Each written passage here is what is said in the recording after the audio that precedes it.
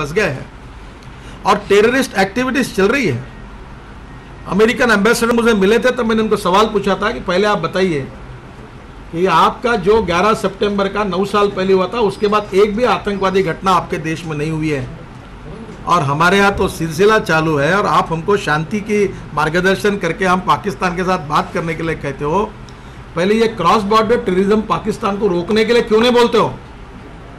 अगर आपका इंटेंशन अगर टेररिज्म के खिलाफ सही है और वर्ल्ड कम्युनिटी चाहती है कि टेररिज्म से हमें लड़ना चाहिए तो आप पाकिस्तान को स्टॉप क्यों नहीं करते?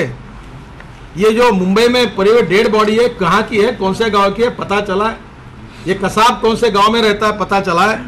क्यों नहीं पाकिस्तान इनको पकड़ते? आज भी टेररिस्ट ऑर्गेनाइजेशन के हेड घूम रहे हैं, उनके अखबार निकल रहे हैं। और हेडली ने क्या कहा यूएसए में?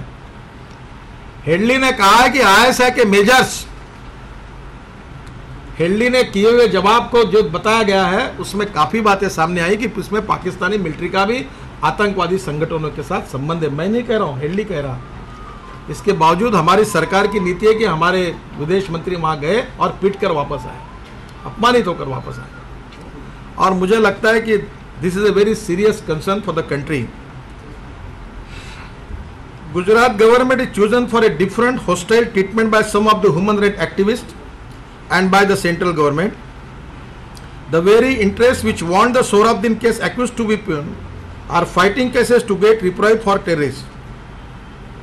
We believe that it is high time to evolve a national debate on how to handle encounter killing in various parts of the country. एक बार इसका डिबेट करिए और मारना नहीं तो वो तो भी निर्णय करिए।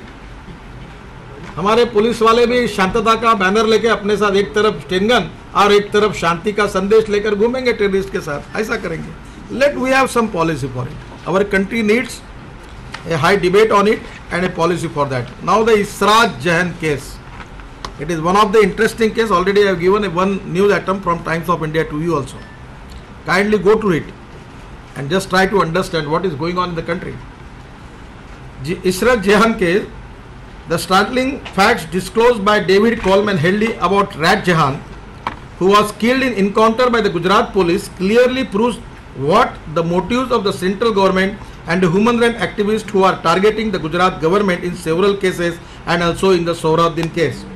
Rat Jahan was killed in an encounter in Gujarat along with 3 others, including 2 Pakistanis suspected to be LET, Lashkar-e-Toiba terrorists.